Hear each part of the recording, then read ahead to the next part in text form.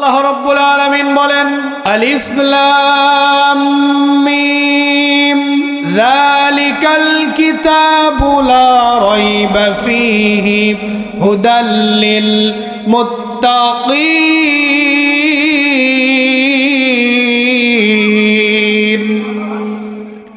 আল্লাহ রাব্বুল আলামিন বলেন যালিকাল কিতাব, এটা এমন একটা কিতাব, লা রাইবা ফীহি, no doubt about, no false about, even no confusion about। আল্লাহর কোরআনের প্রত্যেকটা আয়াত, প্রত্যেকটা সূরা, প্রত্যেকটা পৃষ্ঠা আপনি গবেষণা করে দেখতে পারেন, ভুল তো দূরের কথা, বিন্দুমাত্র সন্দেহ নেই। বলেন আল্লাহু আকবার। 2 নম্বর, কোরআনের মধ্যে কোনো মিথ্যা নেই। আল্লাহ রাব্বুল আলামিন বলেন ইন্না আনজালনা ইলাইকাল কিতাবা বিল হক।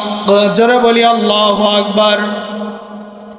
আল্লাহ রাব্বুল আলামিন বলেন আমি এই কোরআন নাজিল করেছি সত্য সহকারে। তাহলে বলেন তো দেখি আল্লাহর কোরআন সত্য না মিথ্যা?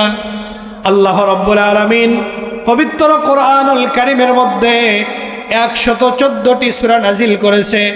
এই 114টি সূরার মধ্যে 29টা সূরার শুরুতে আল্লাহ রাব্বুল আলামিন আলিফ লাম মিম তা সিন ইয়াসিন কফ নুন এই সমস্ত আয়াত দিয়ে আল্লাহ রাব্বুল আলামিন এই আয়াতগুলোর অর্থ শুধুমাত্র নবীকে জানিয়ে দিয়েছেন এবং নবীকে বলেছেন ইয়া রাসূলুল্লাহ, ইয়া হাবিবাল্লাহ, এই আয়াতগুলোর অর্থ আমি সারা আর আপনি সারা দুনিয়ার কোনো মানুষ যেন না জানে। বলেন আল্লাহু আকবার।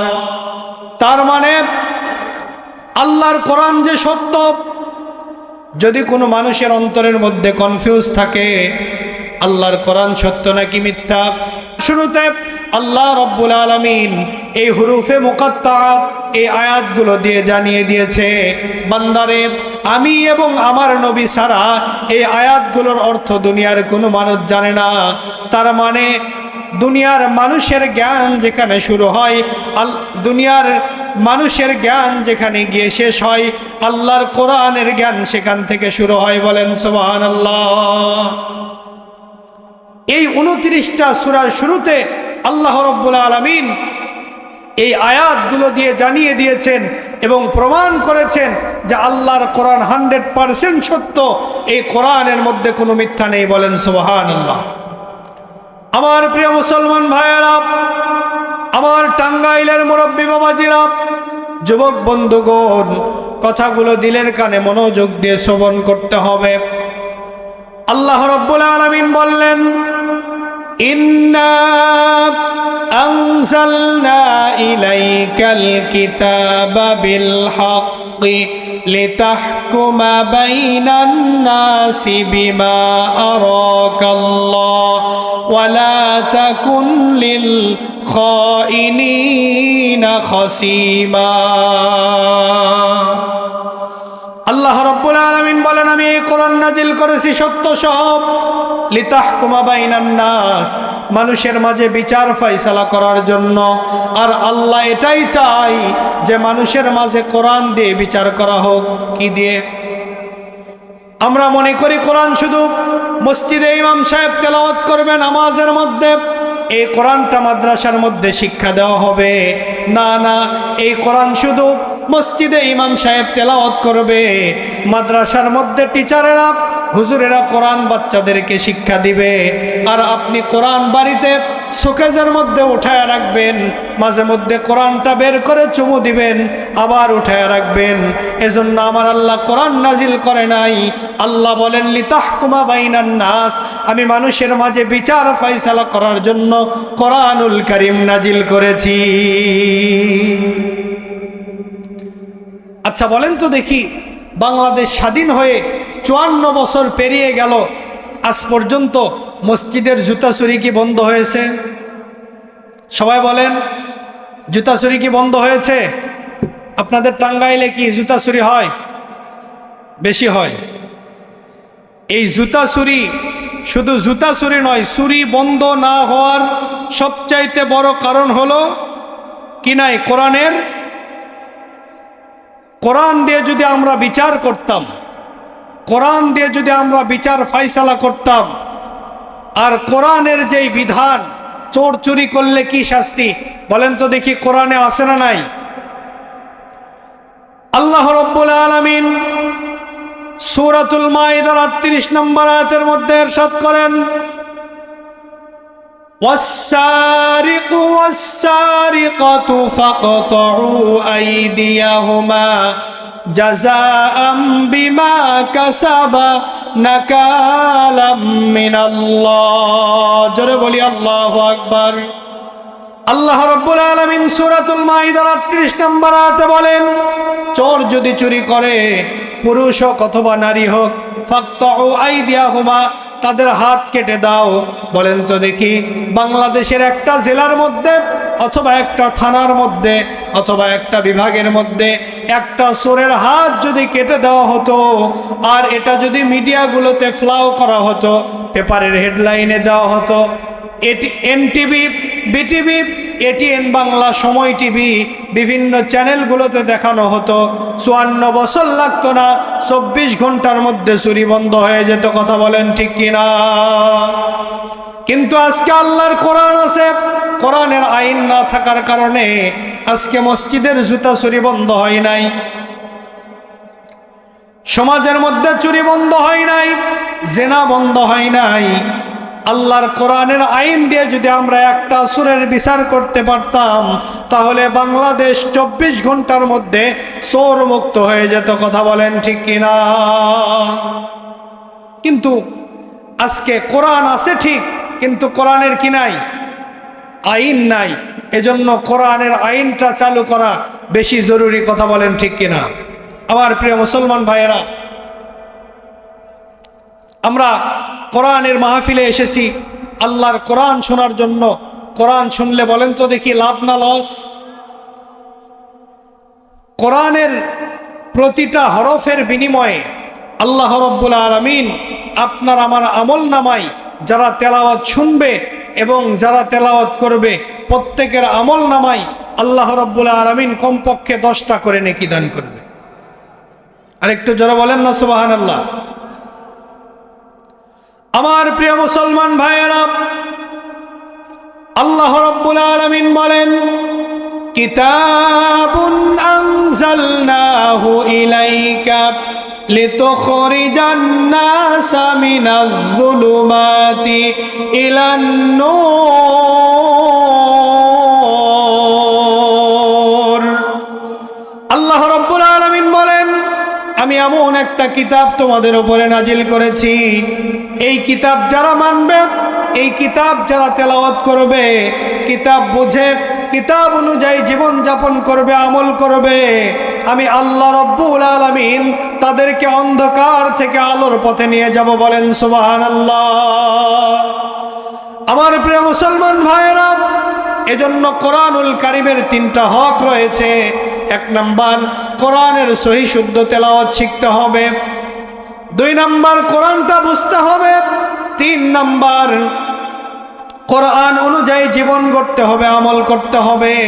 এই 3টা কাজ যদি আমি আপনি করতে পারি, আল্লাহ রাব্বুল আলামিন আপনাকে আমাকে অন্ধকারের পথ থেকে আলোর দিকে নিয়ে যাবে। বলেন সুবহানাল্লাহ। আমার প্রিয় মুসলমান ভাইয়েরা, এই দুনিয়াটা ক্ষণস্থায়ী, আখিরাত হচ্ছে চিরস্থায়ী।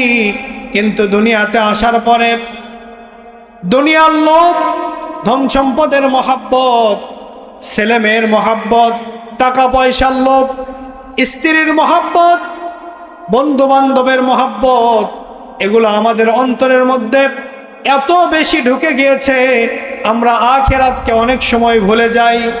বছরের পর বছর চলে যায়, দিনের পর দিন চলে যায়।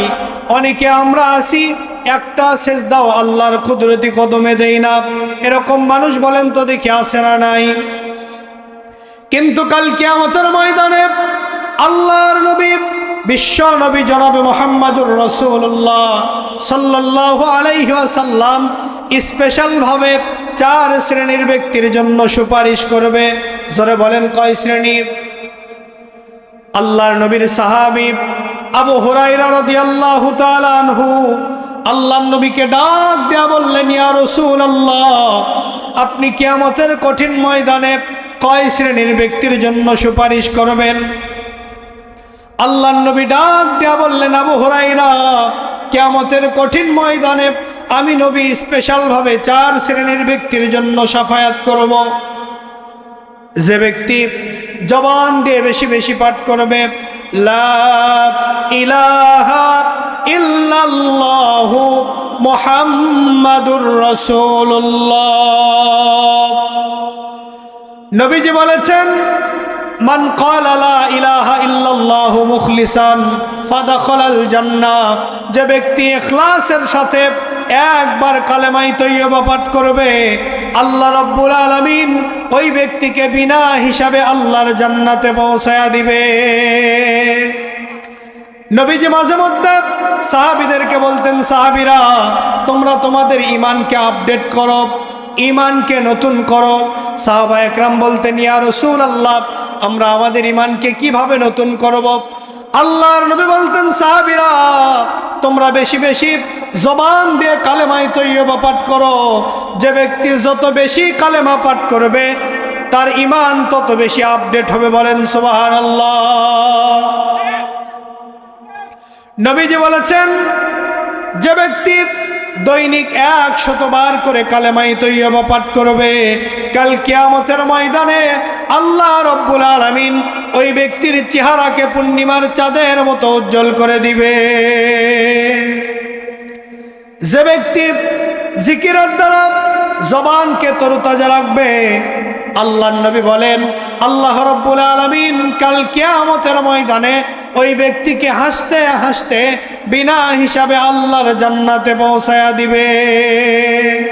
এজন্য জবান দিয়ে বেশি বেশি কালেমায়ে তৈয়বা পাঠ করতে হবে, বেশি বেশি জিকির করতে হবে। জিকিরের শব্দ হচ্ছে 4টা। মুসলিম শরীফ এবং বুখারীর বর্ণনা এসেছে, 1 নম্বর সুবহানাল্লাহ, 2 নম্বর আলহামদুলিল্লাহ, 3 নম্বর লা ইলাহা ইল্লাল্লাহ, আর 4 নম্বর আল্লাহু আকবার।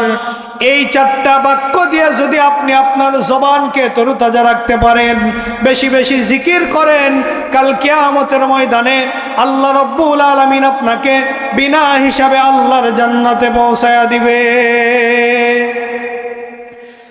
মুসিবতে না পাই যদি, মুসিবতে না পাই যদি করোনা তোমার, কবরে হাসরে কি হবে আমার, কবরে হাসরে কি হবে আমার। আছি গো ডুবে আমি পাপেরি সাগরে, না জানি কি হবে ওপারে হাসরে। তোমারি শাফায়াত বিনে, তোমারি সুপারিশ বিনে কেমনে হব পার, কবরে হাসরে কি হবে আমার, কবরে হাসরে কি হবে আমার। আমার প্রিয় মুসলমান ভাইয়েরা, তাহলে 1 নম্বর, আমরা যদি নবীজির শাফায়াত পেতে চাই তাহলে জবান দিয়ে বেশি বেশি জিকির করার দরকার। বলেন তো আছে না নাই? 2 নম্বর, আল্লাহর নবী বলেছেন, যে ব্যক্তি আজানের পরে আজানের জবাব দিবে, ইভেন আল্লাহর ডাকে সাড়া দিয়ে আল্লাহর ঘর মসজিদে যাবে, আল্লাহর কুদরতি কদম মোবারকে সিজদা দিবে, আল্লাহর নবী বলেন ওই ব্যক্তির জন্য শাফায়াত করে তাকে আমি আল্লাহর জান্নাতে পৌঁছায়া দিব। সুবহানাল্লাহ। নবীজি বলেছেন, আউয়ালু মা ইউহাসাবু বিহিল আবদু ইয়াউমাল কিয়ামাতিস সালাত। কিয়ামতের কঠিন ময়দানে আল্লাহ রাব্বুল আলামিন একজন ইমানদার মুসলমানের কাছ থেকে সর্বপ্রথম নামাজের হিসাব নেবেন। যদি আপনি আমি সঠিকভাবে নামাজের হিসাব দিতে পারি, আল্লাহ রাব্বুল আলামিন বাকি হিসাব আপনার আমার জন্য সহজ করে দিবে। কিন্তু আমরা অনেকেই আজান শোনার পরে আজানের জবাব দেই না, আল্লাহর ঘর মসজিদে গিয়ে আল্লাহর কুদরতি কদম মুবারকে সিজদা দেই না। কিন্তু আপনি যেদিন মারা যাবেন, কত মানুষ ওই অন্ধকার কবরে শুয়ে আছে, তারা হাজার চেষ্টা করেও একটা সিজদা আল্লাহর কুদরতি কদম মুবারকে দিতে পারবে নাকি? কিন্তু আপনি আমি বেঁচে আছি, বেঁচে থাকা অবস্থায় আল্লাহর কুদরতি কদম মোবারকে সিজদা দেই না, আল্লাহর ঘর মসজিদে যাই না, আজানের জবাব দেই না, কিন্তু নবীজির শাফায়াত চাই। নবীজি বললেন, যে ব্যক্তি আজানের জবাব দিবে, আল্লাহর ঘর মসজিদে গিয়ে আল্লাহর কুদরতি কদম মোবারকে সিজদা দিবে, আমি নবী ওই ব্যক্তির জন্য শাফায়াত করে তাকে আল্লাহর জান্নাতে পৌঁছায়া দিব। আজান কানে শুনিয়া কেমনে থাকো ঘুমায়া, আজান কানে শুনিয়া কেমনে থাকো বসিয়া, নামাজের লাগিয়া কি তোর মোটেও মায়া লাগে না? চিন্তা করে দেখো না কবরে কি যাইবা না, চিন্তা করে দেখো না কবরে কি যাইবা না। সেই কবরে আল্লাহ ছাড়া বন্ধু কেহ থাকবে না, চিন্তা করে দেখো না কবরে কি যাইবা না। এ দুনিয়ার সবই পর, কবর যে তোর আসল ঘর। কথা বলেন ঠিক কিনা? এ দুনিয়ার সবই পর, কবর যে তোর আসল ঘর। সেই কবরে আল্লাহ ছাড়া বন্ধু কেহ থাকবে না, চিন্তা করে দেখো না কবরে কি যাইবা না। 3 নাম্বার, আল্লাহর নবী বললেন, যে ব্যক্তি আমার রওজা জিয়ারত করবে, আমি নবী ওই ব্যক্তির জন্য শাফায়াত করব। নবীজি বলেছেন, মান যারা কবরি ওয়াজাবাত লাহু শাফাআতি, যা আমার রওজা জিয়ারত করলো তার জন্য আমি নবীর শাফায়াত ওয়াজিব হয়ে গেল। এজন্য দিলের মধ্যে তামান্না রাখা, আল্লাহকে 5 ওয়াক্ত নামাজের পরে বেশি বেশি বলা, আল্লাহর কাছে দোয়া করা, আল্লাহ জীবনে একবার হলেও যেন তোমার রসুলের রওজার সামনে দাঁড়ায়া তোমার রসুলকে একটা বার যেন সালাম দিতে পারি, তোমার ঘর বাইতুল্লাহ জীবনে একবার হলেও যেন তওয়াফ করতে পারি। আল্লাহর কাছে 5 ওয়াক্ত নামাজে যদি আপনি আমি কেঁদে কেঁদে বেশি বেশি দোয়া করি, আশা করা যায় আল্লাহ রব্বুল আলামিন মৃত্যুর আগে একবার হলেও বাইতুল্লাহ তওয়াফ করার তৌফিক দিবেন। কথা বলেন ঠিক কিনা?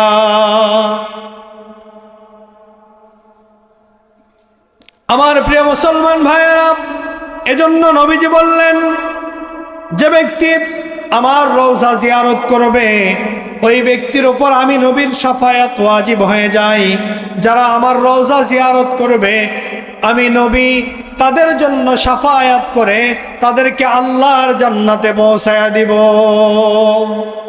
4 নাম্বার, নবীজি বললেন, যে ব্যক্তির মৃত্যুটা মদিনায় হবে, যে ব্যক্তি মদিনায় মৃত্যুবরণ করবে আমি নবী ওই ব্যক্তির জন্য শাফায়াত করে তাকে আল্লাহর জান্নাতে পৌঁছায়া দিব। আমার প্রিয় মুসলমান ভাইয়েরা, আল্লাহ রাব্বুল আলামিন সূরাতুজ জারিয়াতের 56 নম্বর আয়াতের মধ্যে ইরশাদ করেন, ওয়ামা খলাকতুল জিন্না ওয়াল ইনসা ইল্লা লিয়াবুদুন। আল্লাহ রাব্বুল আলামিন বলেন, আমি মানুষ এবং জিন জাতিকে সৃষ্টি করেছি আমার গোলামি করার জন্য, কিন্তু আমরা মানুষ কত বড় নাফরমান। বছরের পর বছর চলে যায়, মাসের পর মাস চলে যায়, সপ্তাহের পরে সপ্তাহ চলে যায়, দিনের পর দিন চলে যায়, একটা সিজদাও আমরা আল্লাহর কুদরতি কদম মোবারকে দেই না। এরকম নামধারী মুসলমান বলেন তো আছে না নাই? একটা কুকুর, আমার তো মনে হয় আল্লাহ যদি ডাইরেক্ট কুকুরকে বলতো তুমি আমাকে সিজদা দাও, আমার মনে হয় কুকুরও আল্লাহর কথা মানতো। কিন্তু আমাদের মধ্যে কিছু কিছু মানুষ আমরা আছি, এনআইডি কার্ডে নামের শুরুতে মোহাম্মদ লেখা আছে, পাসপোর্টের মধ্যে নামের শুরুতে মোহাম্মদ লেখা আছে, কিন্তু 365 দিনে একটা সিজদাও আল্লাহর কুদরতি কদম মোবারকে দেয় না, এরকম কপাল পরা মানুষ বলেন তো আছে না নাই? আপনাদের টাঙ্গাইলে হয়তো নাই, আমাদের বগুড়ার দিকে আছে। এজন্য আমি মাঝে মধ্যে বলি, অরিজিনাল মুসল্লি হলো তারা 5 ওয়াক্ত নামাজ জামাতের সাথে আদায় করে, যারা কথা বলেন ঠিক কিনা। আর ডুপ্লিকেট মুসল্লি হলো তারা শুক্রবার দিন সবার শেষে মসজিদে আসে, সবার আগে চলে যায় যারা জুমার দিনে। এরকম মুসল্লি তো আপনাদের কালীহাতিতে নাই, টাঙ্গাইলেও আছে। আমি তো মনে করছি শুধু আমাদের বগুড়াতে আছে। এগুলো আর কতদিন করবেন মুরব্বী? যুবকদেরকে অনুরোধ করে বিনয়ের সাথে বলছি, 5 ওয়াক্ত নামাজ সময় মতো আদায় করতেই হবে, কম্পালসারি। কাল কিয়ামতের ময়দানে আল্লাহর সামনে সর্বপ্রথম যেই হিসাবটা দিতে হবে, বলেন তো কিসের হিসাব? আল্লাহ আপনাকে বলবে না আপনার ব্যাংকে কত কোটি টাকা ছিল, কত বিঘা জমির মালিক ছিলেন, কয়বার আপনি চেয়ারম্যান হয়েছিলেন, কয়বার এমপি হয়েছিলেন, দুনিয়াতে আপনার শক্তি কেমন ছিল, আপনি কেমন প্রভাবশালী মানুষ ছিলেন, আপনার ক্ষমতা কি পরিমাণ ছিল। আল্লাহ কোনো কিছুই জিজ্ঞেস করবেন না। আল্লাহ রাব্বুল আলামিন সর্বপ্রথম নামাজের হিসাব নেবেন। এই নামাজের হিসাব যদি না দিতে পারি মুরব্বী, যুবক বন্ধুদেরকে বলছি, যুবক যৌবন কাল হচ্ছে ইবাদতের সবচাইতে উত্তম সময়। সুবহানাল্লাহ বলেন। এই যুবক বয়সে যদি কোনো যুবক 5 ওয়াক্ত নামাজ পড়ে, আল্লাহর গোলামি করে, রসুলের তরিকায় চলে, আল্লাহর কসম করে বলছি আল্লাহ রাব্বুল আলামিন বাকি হিসাবগুলো তার জন্য সহজ করে দিবে।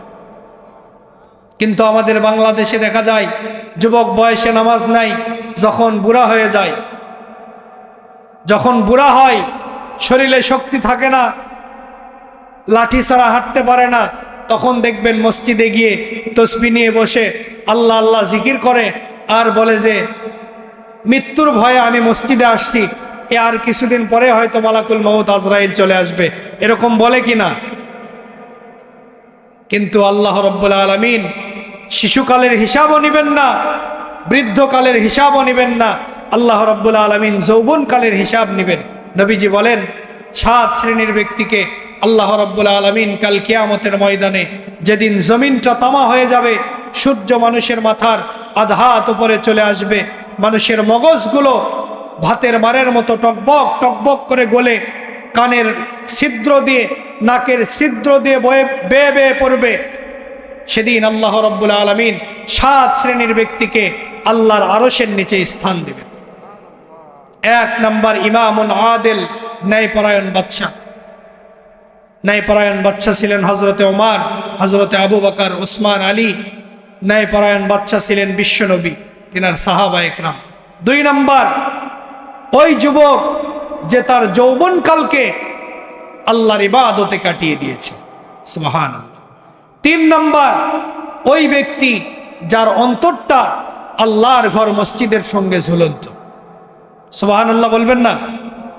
আমার প্রিয় মুসলমান ভাইয়েরা, মসজিদের সঙ্গে ঝুলন্ত এর ব্যাখ্যায় মুহাদ্দিসিন ইকরাম লিখেছেন, যে ব্যক্তি ফজরের নামাজ জামাতের সাথে আদায় করে আর মনে মনে ভাবে আবার কখন আমার মালিকের ডাক আসবে, জোহরের আজান মুয়াজ্জিন সাহেব কখন দিবে, আবার যখন জোহরের আজান হয়ে যায় ওই ব্যক্তিটা সুন্দর করে ওযু বানায়া মসজিদে গিয়ে নামাজ আদায় করে, জোহরের নামাজ পড়ে যখন চলে যায়, তার চিন্তা হলো মুয়াজ্জিন সাহেব কখন আবার আসরের আজান দিবে, আসরের নামাজের জন্য সে রেডি হয়ে থাকে। আসরের নামাজ কমপ্লিট করার পরে মাগরিবের প্রস্তুতি গ্রহণ করে, মাগরিবের আজান হওয়ার সঙ্গে সঙ্গে মাগরিবের নামাজ আদায় করে, মাগরিবের নামাজ আদায় করার পরে এশার নামাজের জন্য রেডি হয়ে থাকে। এশার আজান হতে দেরি, মসজিদে যেতে দেরি করে না, তার মানে 1 ওয়াক্ত নামাজ পড়ে আর 1 ওয়াক্ত নামাজের জন্য ওয়েট করে। আল্লাহর নবী বলেছেন, এই বান্দাকে আল্লাহ রাব্বুল আলামিন কিয়ামতের কঠিন দিনে মুসিবতের সময় আল্লাহর আরশের নিচে স্থান দিবে। আমার প্রিয় মুসলমান ভাইয়েরা, টাঙ্গাইলের মুরব্বী বাবাজিরা, যুবক ভাইরা, আল্লাহ রাব্বুল আলামিন আপনাকে আমাকে সুন্দর একটা হায়াত দিয়া দুনিয়াতে পাঠাইলেন আল্লাহর গোলামি করার জন্য। আমাদের উচিত হলো, নবীজি বলেছেন, আল কাইসু মান দানা নাফসাহু ওয়া আমিলা লিমা বাদাল মাউত। ওই ব্যক্তি প্রকৃত বুদ্ধিমান, ওই ব্যক্তি আসলে জ্ঞানী, যে ব্যক্তি দুনিয়াতে থাকা অবস্থায় আখিরাতের ফিকির করে। আজকে আমরা দিনের পর দিন, মাসের পর মাস, বছরের পর বছর কাটিয়ে দিচ্ছি, হেলাই খেলাই সময়গুলো নষ্ট করছি।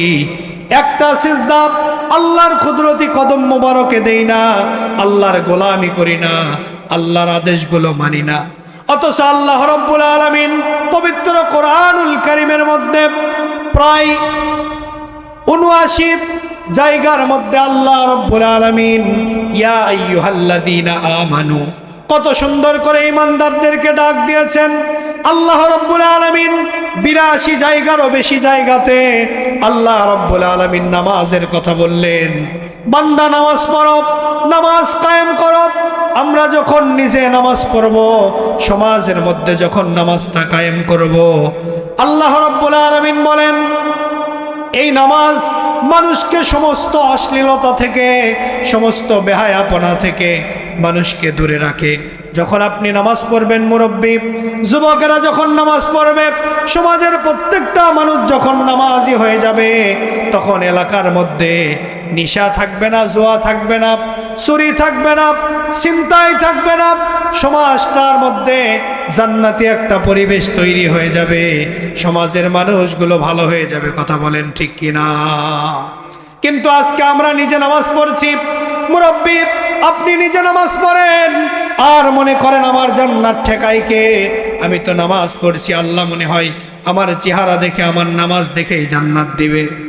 আল্লাহ বলেছেন তুমি নিজে জাহান্নামের আগুন থেকে বাঁচো এবং তোমার আহাল পরিবার পরিজন, তোমার বন্ধু বান্ধব, আত্মীয় স্বজন, পাড়া প্রতিবেশী যারা আছে তাদেরকেও বাঁচানোর চেষ্টা করো।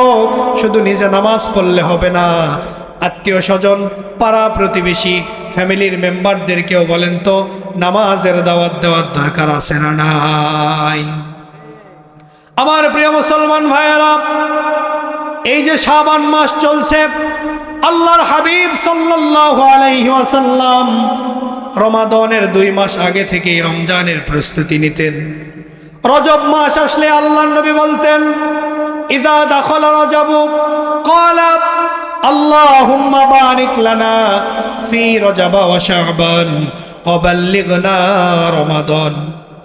আয় আল্লাহ, আপনি রজব এবং শাবান মাসের মধ্যে বরকত দান করেন, রমজান পর্যন্ত আমাদের হায়াতকে বাড়িয়ে দেন। শাবান মাসের কয়েকটা আমলের কথা বলবো। আমাদের উচিত এখন থেকে আমলগুলো শুরু করা। ১ নাম্বার, শাবান মাসের আমল বেশি বেশি ইস্তেগফার করা। ২ নাম্বার আমল, আমরা যারা ৫ ওয়াক্ত নামাজ পড়ি না, এখন থেকেই ৫ ওয়াক্ত নামাজটা শুরু করা।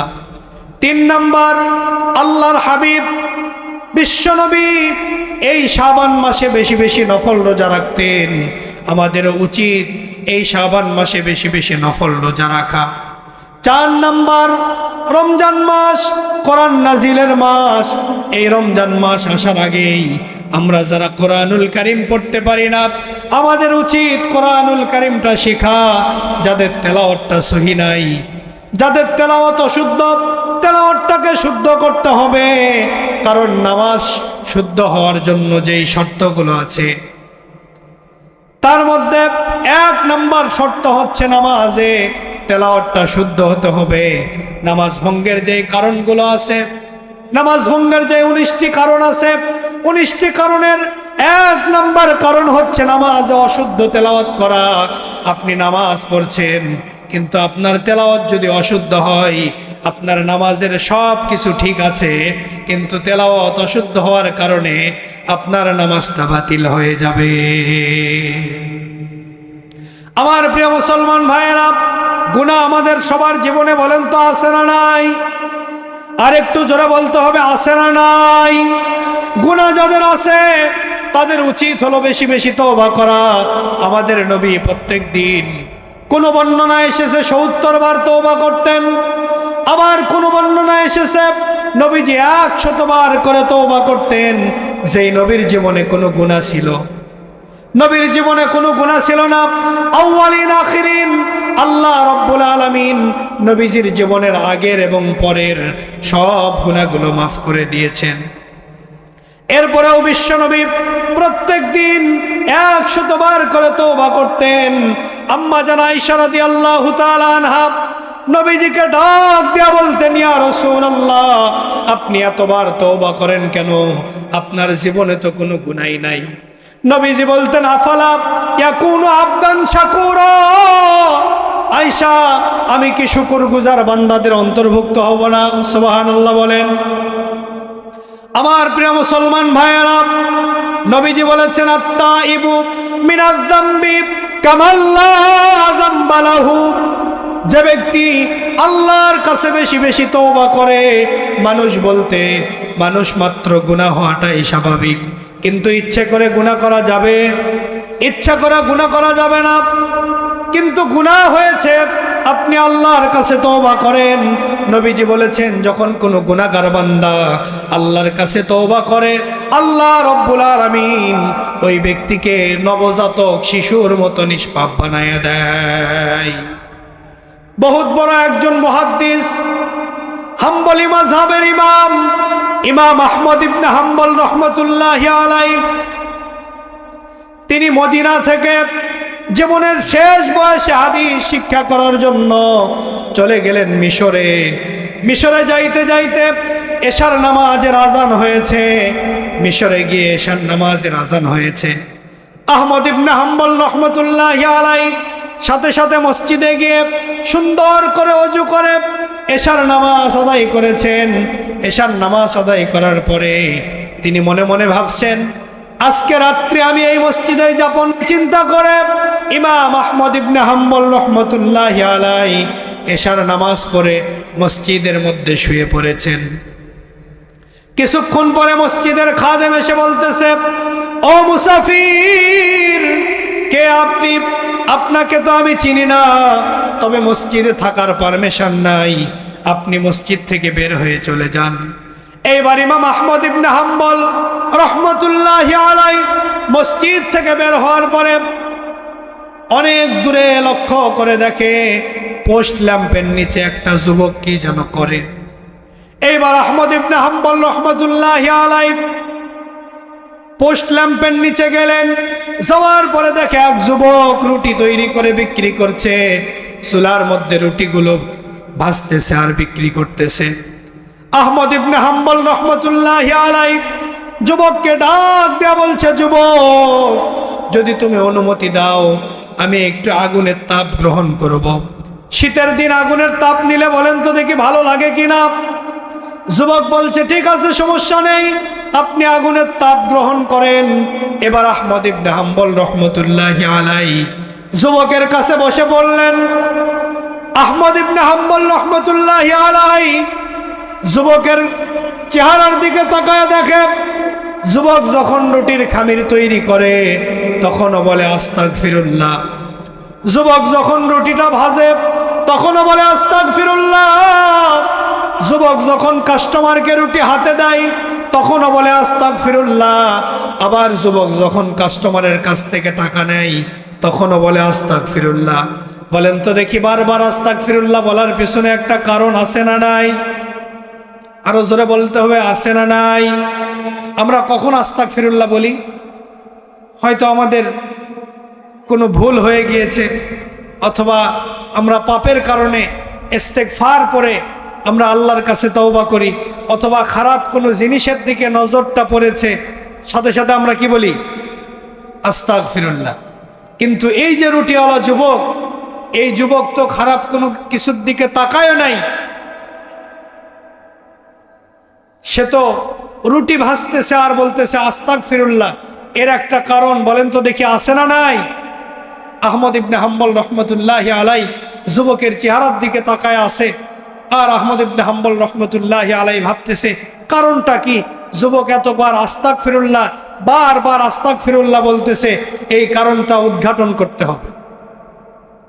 আমার প্রিয় মুসলমান ভাইয়েরা, এবার যুবক যখন দোকানদারি কমপ্লিট করল, দোকান বন্ধ করবে, সমস্ত কাস্টমারেরা চলে গিয়েছে, কিন্তু আহমদ ইবনে হাম্বল যায় না। আহমদ ইবনে হাম্বল সেখানে বসে আছে। এবার যুবক যখন দোকান বন্ধ করেছে, আহমদ ইবনে হাম্বল রহমতুল্লাহি আলাইহি যুবককে ডাক দেয়া বলছে, যুবক তুমি বারবার আস্তাগফিরুল্লাহ বলতেছো, এর কারণটা কি? কারণ জানতে চাই। এবার যুবক বলতেছে, কে আপনি? আপনার পরিচয়টা দিন। আহমদ ইবনে হাম্বল বলতেছে, আমার পরিচয়টা পরে দিব, আগে তুমি বলো, তুমি বারবার কেন আস্তাগফিরুল্লাহ বলো? যুবক ডাক দেয়া বলছে, আমি এত বেশি আস্তাগফিরুল্লাহ বলি, আমি যখনই দোয়া করি বেশি বেশি ইস্তেগফার করে আল্লাহর কাছে দোয়া করি, আল্লাহ আমার সব দোয়া কবুল করে নিয়েছে, কিন্তু একটা দোয়া আজ পর্যন্ত কবুল করে নাই। আমার মনে হয় এই দোয়া আল্লাহ কোনোদিন কবুল করবে না। এই কথা বলার পরে আহমদ ইবনে হাম্বল রহমতুল্লাহি আলাইহি যুবককে ডাক দেয়া বলছে, কি দোয়া? যুবক বলছে, আমি দোকানদার মানুষ, সারাদিন দোকানদারি করি, রাতের বেলা বাড়িতে যাই, আমার বৃদ্ধা মা আছে, আমি মায়ের খেদমত করি, তবে আমার মনে বড় আশা এই জামানার শ্রেষ্ঠ মুহাদ্দিস ইমাম আহমদ ইবনে হাম্বল রহমতুল্লাহি আলাইহির সঙ্গে সাক্ষাৎ করব। আল্লাহু আকবার বলেন। কিন্তু আমি ব্যস্ততার কারণে মদিনায় যাইতে পারি না, আমার মনে হয় আহমদ ইবনে হাম্বলের সঙ্গে আমার দেখা হবে না। বলেন তো দেখি আহমদ ইবনে হাম্বল কোথায়? যুবকের সামনে বসে আছে। আল্লাহু আকবার বলেন। এইবার আহমদ ইবনে হাম্বল যুবককে যখন এই প্রশ্ন করেছে, যুবক ডাক দেয়া বলছে, মুসাফির, আপনাকে তো আমি চিনি না, আল্লাহ আমার সব দোয়া কবুল করেছে, কিন্তু আহমদ ইবনে হাম্বলের সঙ্গে সাক্ষাৎ করার বড় ইচ্ছা, আল্লাহ রাব্বুল আলামিন মনে হয় এই দোয়া কবুল করবে না। এই কথা বলার সঙ্গে সঙ্গে আহমদ ইবনে হাম্বল রহমতুল্লাহি আলাইহি যুবককে বুকের মধ্যে জড়ায় ধরেছে। ধরার পরে বলছে, যুবক তুমি এত বেশি ইস্তেগফার করছো, আল্লাহর কাছে এত বেশি তওবা করছো, আল্লাহ রাব্বুল আলামিন তোমাকে মুস্তাজাবুদ দাওয়া বানিয়ে দিয়েছে। তুমি যেই দোয়াই করো আল্লাহ রাব্বুল আলামিন সেই দোয়াই কবুল করে, তোমার এই দোয়াটাও আল্লাহ কবুল করে নিয়েছে। আমি হলাম আহমদ ইবনে হাম্বল রহমতুল্লাহি আলাইহি। লিল্লাহি তাকবীর। আমার প্রিয় মুসলমান ভাইয়েরা, এজন্য দোয়ার আগে বেশি বেশি বলেন তো দেখি, ইস্তেগফার করার দরকার আছে না নাই? নবীজির একজন সাহাবী হযরতে আবু হুরায়রা রাদিয়াল্লাহু তাআলা আনহু, কি নাম বলেন আপনারা, কি নাম? আবু হুরায়রা। সাহাবীদের নাম মুখস্থ রাখার দরকার, বলেন তো আছে না নাই? 10 জন জান্নাতের সার্টিফিকেট প্রাপ্ত সাহাবী, আশারায়ে মুবাশশারা, আমরা অনেকেই নাম মুখস্থ করি নাই। এই 10 জন জান্নাতি সাহাবীর এই নামগুলো মুখস্থ করব তো ইনশাআল্লাহ। এখানে যদি বলা হয় 10টা সিনেমার নায়কের নাম বলেন তো দেখি, যুবকেরা তো বলবেই, অনেক মুরব্বীও বলবে। যদি বলা হয় 10টা খেলোয়াড়ের নাম বলেন তো দেখি, ঠাস ঠাস করে বলে দিবে। এজন্যই সাহাবীদের নাম মাঝে মধ্যে জবান দিয়ে, আপনাদের জবান দিয়ে এজন্যই বলে নিচ্ছি বা আপনাদেরকে বলতে বলছি, যাতে করে মুখস্থ থাকে, মনে থাকে। বলেন তো দেখি কোন সাহাবীর নাম বলেছি? আবু হুরায়রা, প্রসিদ্ধ একজন সাহাবী। এই সাহাবী থেকে সবচাইতে বেশি হাদিস বর্ণিত হয়েছে। সুবহানাল্লাহ। আবু হুরায়রা রাদিয়াল্লাহু তাআলা আনহু আল্লাহর নবীকে ডাক দেয়া বললেন, ইয়া রাসূলুল্লাহ, আপনি আমাকে এমন কিছু আমল শিক্ষা দিন যে আমলগুলো করলে আমি ধনী হব, আল্লাহর সঙ্গে আমার সম্পর্ক গভীর হবে, আমার জীবনটা সুখ শান্তিতে ভরে যাবে। আল্লাহর নবী বললেন, আবু হুরায়রা, তোমাকে আমি 5টা আমল শিক্ষা দিচ্ছি, এই 5টা আমল যদি তুমি রেগুলার করো, আল্লাহ রাব্বুল আলামিন তোমার জীবনটা সুখ শান্তিতে ভরে দিবে, আল্লাহর সঙ্গে তোমার সম্পর্ক গভীর হবে। আল্লাহ রাব্বুল আলামিন তোমাকে ধনী বানায় দিবে। এক নাম্বার, ইত্তাকিল মাহারিম তাকুন আবাদান নাস। আবু হুরায়রা, সমস্ত গুনাহের কাজ ছেড়ে দাও, আল্লাহ রাব্বুল আলামিন তোমাকে এই যুগের সর্বশ্রেষ্ঠ ইবাদতকারী বানায়া দিবে। ইত্তাকিল মাহারিম, সমস্ত গুনাহ ছেড়ে দাও, তাকুন আবাদান নাস, তাহলে তুমি সবচাইতে বড় ইবাদতকারী হতে পারবে। তাহলে আপনি আমি ইবাদত করছি, চোখের দ্বারা গুনাহ হচ্ছে, কানের দ্বারা গান শুনে গুনাহ করছি, অশ্লীল কথা শুনে কানের দ্বারা গুনাহ করছি, মানুষের গীবত শুনছি, চোখের দ্বারা খারাপ জিনিসের দিকে তাকায়া তাকায়া গুনাহ করতেছি, বেগানা নারীর দিকে তাকায়া তাকায়া গুনাহ করতেছি, নাটক সিনেমা দেখে অশ্লীল ভিডিও দেখে গুনাহ করছি, হাতের দ্বারা গুনাহ করতেছি, পায়ের দ্বারা গুনাহ করতেছি। এজন্য বলেন তো দেখি, গুনাহ থেকে বাঁচার দরকার আছে না নাই? শুধু ইবাদত করলে হবে না, গুনাহ থেকে বাঁচতে হবে। কাল কিয়ামতের ময়দানে আপনার আমার জবান আল্লাহ বন্ধ করে দিবে, জবানের মধ্যে মোহর লাগিয়ে দিবে। আল্লাহ রাব্বুল আলামিন বলেন, আল ইয়াউমা নাখতিমু আলা আফওয়াহিহিম ওয়া তুকাল্লিমুনা আইদিহিম ওয়া তাশহাদু আরজুলুহুম বিমা কানু ইয়াকসিবুন।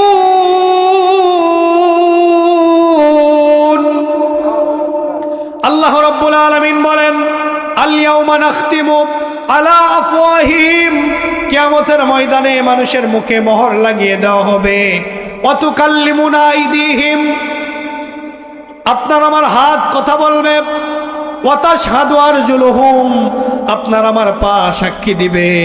বিমা কানু ইয়াকসিবুন, আপনি দুনিয়াতে যা যা করেছেন সব কিছু আল্লাহর সিসি ক্যামেরায় রেকর্ড করা, বলেন তো আছে না নাই? কিরামান কাতিবিনা ইয়ালামুনা মা তাফআলুন।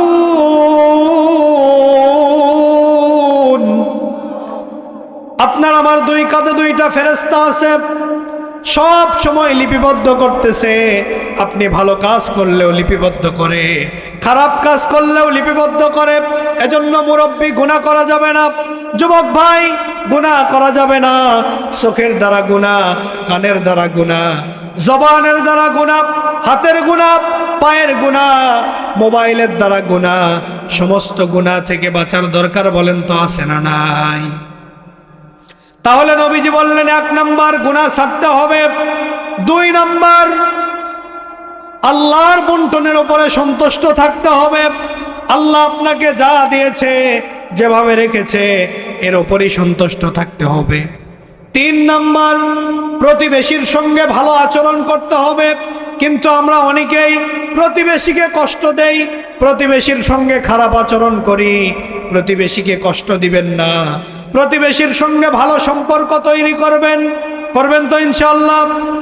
চার নাম্বার, আল্লাহর নবী বললেন, আবু হুরায়রা, তুমি নিজের জন্য যেটা পছন্দ করবে, অন্যের জন্য এটা পছন্দ করতে হবে। পাঁচ নাম্বার, বেশি বেশি কান্না করতে হবে আর কম হাসতে হবে। আল্লাহর নবী বললেন, আবু হুরায়রা, এই পাঁচটা কাজ যদি তুমি করতে পারো, আল্লাহ তোমার জীবনটা সুখ শান্তি দিয়ে ভরপুর করে দিবে। আল্লাহ তোমাকে ধনী বানায়া দিবে, আল্লাহর সঙ্গে তোমার সম্পর্কটা আরো গভীর হবে। সুবহানাল্লাহ বলেন। আমার প্রিয় মুসলমান ভাইয়েরা, এজন্য বেশি বেশি আল্লাহর গোলামি করতে হবে। যেহেতু মসজিদের উদ্যোগে মাহফিল, আমরা যদি মসজিদের উদ্যোগে মাহফিলে আসলাম, মাহফিল শুনলাম, কিন্তু 5 ওয়াক্ত নামাজ পড়লাম না। আজকে মাহফিল শুনলাম, রাতের বেলা বাড়িতে যাব, ফজরের নামাজটাও পড়লাম না। বলেন তো দেখি, তাহলে এই মাহফিল শুনে কোনো লাভ হবে নাকি? বেনামাজি যারা, বেনামাজির কয়েকটা শাস্তির কথা বলি। হাদিস শরীফের মধ্যে মোটামুটি অনেকগুলো শাস্তির কথা এসেছে। এজন্য যারা নামাজ পড়েন না, নিয়ত করেন যে ফজর থেকে নামাজ পড়ব। বলেন পড়বেন তো ইনশাআল্লাহ। আল্লাহ কতবার নামাজের কথা বলেছেন কোরআনে? 82 বার আল্লাহ রাব্বুল আলামিন বলেছেন, বান্দা নামাজ পড়ো। নামাজ পড়ো, নামাজ পড়ো। ডাক্তার যদি প্রেসক্রিপশন করার পরে, ডায়াবেটিস চেক করার পরে আপনাকে বলে আপনার তো ডায়াবেটিস বেড়ে গিয়েছে, চিনি কম খাবেন, মিষ্টিও কম খাবেন, তাহলে আপনি দোকানে গিয়ে কি বলবেন? চিনি ছাড়া চা দাও। মিষ্টি দেখলে আপনার স্মরণ হয় ডাক্তার তো বলেছিল মিষ্টি খেলেই কি বাড়বে? ডায়াবেটিস বাড়বে। ডাক্তার যদি বলে গরুর গোস্ত খাবেন না, খাইলেও 1-2 পিস খাবেন, গরুর গোস্ত যদি বেশি করে খান তাহলে আপনার প্রেশার কিন্তু হাই হবে, যে কোনো টাইমে মারা যেতে পারেন। বলেন তো দেখি আমরা ডাক্তারের কথা ফলো করি কিনা? 100% ফলো করি। অথচ আল্লাহ মুসলমানদের জন্য একটা প্রেসক্রিপশন করে দিলেন কোরআনুল কারীমের মধ্যে। আল্লাহ 82 বার বললেন বান্দা নামাজ পড়ো, নামাজ পড়ো। আমরা কত বড় নাফরমান, আমরা কত বড় নিমুখ হারাম, যেই যুবকেরা 5 ওয়াক্ত নামাজ পড়ে না, যেই মুরব্বীরা 5 ওয়াক্ত নামাজ পড়েন না, তাদেরকে বিনয়ের সাথে বলছি এতদিন যা করেছেন আল্লাহর কাছে তওবা করেন, ফিরে আসেন। মুরব্বী, যুবক ভাই, 5 ওয়াক্ত নামাজ পড়া শুরু করে দাও। আল্লাহ জীবনকে পরিবর্তন করে দিবে। আল্লাহ দুনিয়াতেও শান্তি দিবে, আখিরাতে আল্লাহর শ্রেষ্ঠ নিয়ামত জান্নাত দিয়ে ধন্য করবে। বেনামাজি যারা দুনিয়াতে, তাদেরকে আল্লাহ 5টি শাস্তি দিবেন। কয়টি? 1 নাম্বার, তাদের চেহারার মধ্যে কোনো নূর থাকবে না। 2 নাম্বার, বেনামাজির জীবিকার মধ্যে কোনো বরকত থাকবে না, যত ইনকাম করুক বরকত থাকবে না।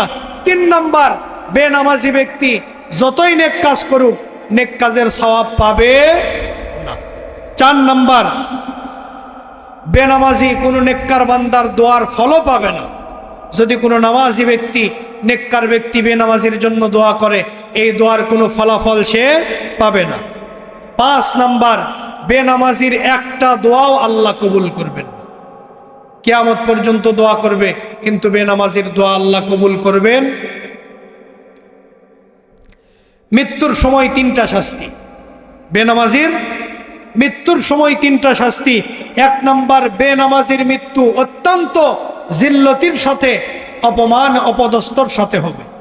2 নাম্বার, ক্ষুধার্ত অবস্থায় বেনামাজির মৃত্যু হবে, যারা নামাজ পড়ে না ক্ষুধার্ত অবস্থায় মৃত্যুবরণ করবে। 3 নাম্বার, পিপাসিত অবস্থায়, কলিজা ফেটে যায় ভাব, এরকম অবস্থায় বেনামাজির মৃত্যু হবে। এরপরেও আপনি নামাজ পড়বেন না মুরব্বী, যুবক, এই কথাগুলো স্মরণ করে হলেও, আল্লাহর জাহান্নামের ভয়ে হলেও, আযাবের ভয়ে হলেও নামাজ পড়া দরকার। কথা বলেন ঠিক কিনা? কবরে 3টি শাস্তি। 1 নাম্বার, বেনামাজির কবরটা সংকীর্ণ করে দেওয়া হবে। কবর এমনভাবে বেনামাজিকে চাপ দিবে, এক পাজরের হাড় আরেক পাজরের মধ্যে ঢুকে যাবে। 2 নাম্বার, বেনামাজির কবরে আগুন জ্বালিয়ে দেওয়া হবে, আগুন দাও দাও করে জ্বলবে। 3 নাম্বার, বেনামাজির কবরে একটা সাপ নিযুক্ত করে দেওয়া হবে। ইসরাফিল আলাইহিস সালাম সিংগায় ফুৎকার দেওয়ার আগ পর্যন্ত বেনামাজিকে সাপ দংশন করতেই থাকবে। কিয়ামতের দিন বেনামাজির জন্য 3টা শাস্তি। 1 নাম্বার, বেনামাজির হিসাব অত্যন্ত কঠিন হবে। আল্লাহ বলবে বান্দা, তুই ডাক্তারের প্রেসক্রিপশন অনুযায়ী ঔষধ খাইছিস, ডাক্তারের পরামর্শ তুই মানছিস, ডাক্তারের প্রেসক্রিপশন মানলি, কিন্তু আমি রব তোকে 82 বার নামাজের কথা বলেছিলাম, তুই নামাজ পড়িস নাই, আজকে আমি তোর হিসাব অত্যন্ত কঠিন করে নিব। তুই আগে নামাজের হিসাব দে, এরপরে অন্য হিসাব। দিতে পারলে জান্নাত, না পারলে জাহান্নাম। আর বেনামাজির কোনো হিসাব তো কঠিন করবেনই আল্লাহ, আর বিনা হিসাবে বেনামাজিকে জাহান্নামে দেবে। 2 নাম্বার, বেনামাজির উপর আল্লাহ তাআলা নারাজ থাকবেন, রাগান্বিত থাকবেন। 3 নাম্বার, বেনামাজিকে অপমানের সাথে ফেরেশতারা এরকম ভাবে ঘাড় ধরে ধাক্কাইতে ধাক্কাইতে, টানতে টানতে আল্লাহর জাহান্নামে নিক্ষেপ করবে। বলেন নাউজুবিল্লাহ। আর যদি আমরা 5 ওয়াক্ত নামাজ পড়ি, আল্লাহর জান্নাত আপনার আমার জন্য অপেক্ষা করছে। বলেন না সুবহানাল্লাহ। ওই জান্নাতটা কেমন হবে? পুরা দুনিয়া বিক্রি করলেও জান্নাতের একটা ইটের মূল্য হবে না। বলেন সুবহানাল্লাহ। আমার প্রিয় মুসলমান ভাইয়েরা, আল্লাহ রাব্বুল আলামিন বলেন, ইন্নাল্লাযীনা আমানু ওয়া সালিহাতি কানাত লাহুম জান্নাতুল ফিরদাউসি নুজুলা।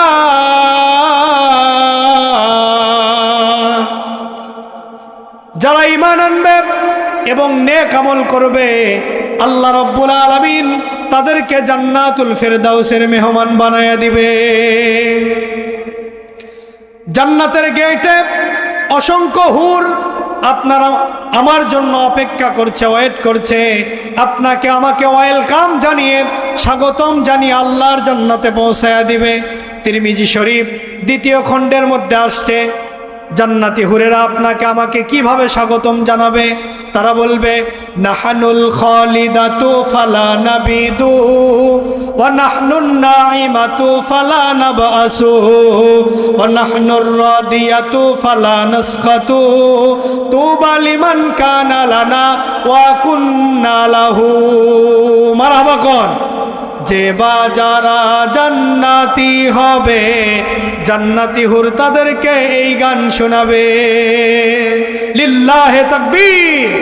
জান্নাতি হুরেরা ওয়েলকাম জানায়া আপনাকে আমাকে আল্লাহর জান্নাতে পৌঁছায় দিবে। জান্নাতের মধ্যে যারা যাবে আল্লাহ রাব্বুল আলামিন এই জান্নাতি বান্দাদেরকে সর্বপ্রথম মাছের কলিজার ভুনা দ্বারা আল্লাহ রাব্বুল আলামিন নাস্তা করাবে। জান্নাতের মধ্যে এক একটা ফল থাকবে, আপেল থাকবে, মালটা থাকবে, আঙ্গুর থাকবে, কিন্তু একটা ফল আপনি খাবেন। দুনিয়াতে মালটা যদি আপনি খান হয় টক অথবা মিষ্টি, কথা বলেন ঠিক কিনা? কিন্তু জান্নাতের মধ্যে একটা মালটা খাবেন, একটা মালটার মধ্যে আল্লাহ রাব্বুল আলামিন 70 রকমের স্বাদ ঢুকা দিয়েছে। বলেন সুবহানাল্লাহ। একবার খাবেন একরকম স্বাদ লাগবে, আরেকবার খাবেন আরেক রকম স্বাদ লাগবে। সুবহানাল্লাহ বলেন। একই ফল আপনি 70 বার খাবেন, আল্লাহ রাব্বুল আলামিন 70 রকম মজা আল্লাহ রাব্বুল আলামিন আপনার জিহ্বাতে দিয়ে দিবে। জান্নাতের মধ্যে যেই গাছগুলো থাকবে, গাছের গোড়াগুলো থাকবে উপরের দিকে, মাথাগুলো থাকবে নিচের দিকে। বলেন সুবহানাল্লাহ। যাতে করে ফলগুলো পেরে খেতে না কষ্ট যেন না হয়। পাখিগুলো উড়ে যাচ্ছে, আপনার মন যদি চায় পাখির গোশত যদি ভুনা করে খেতে পারতাম, সঙ্গে সঙ্গে আল্লাহ রাব্বুল আলামিন প্লেটের মধ্যে পাখির গোশত ভুনা করে আপনার সামনে উপস্থিত করে দিবে। আমার প্রিয় মুসলমান ভাইয়েরা, ওই জান্নাতের মধ্যে 4 ধরনের পানি জাতীয় খাবার থাকবে। 1 নাম্বার মিনারেল ওয়াটার, 2 নাম্বার শরাব, 3 নাম্বার দুধ, আর 4 নাম্বার হচ্ছে মধু। শরাব চেনেন তো আপনারা? শরাব মানে মদ না, এটা হচ্ছে ফলের রস দ্বারা তৈরি। দুনিয়াতে যারা মদ খায়, বলেন তো দেখি তাদেরকে কি আল্লাহ ওই শরাব খাওয়াবে নাকি? এরা তো জান্নাতেই যেতে পারবে না। আমার প্রিয় মুসলমান ভাইয়েরা, এই জন্য আল্লাহ রাব্বুল আলামিন বলে দিয়েছেন, ফারিকুম ফিল জান্নাতি ওয়া ফারিকুম ফিস সাঈর।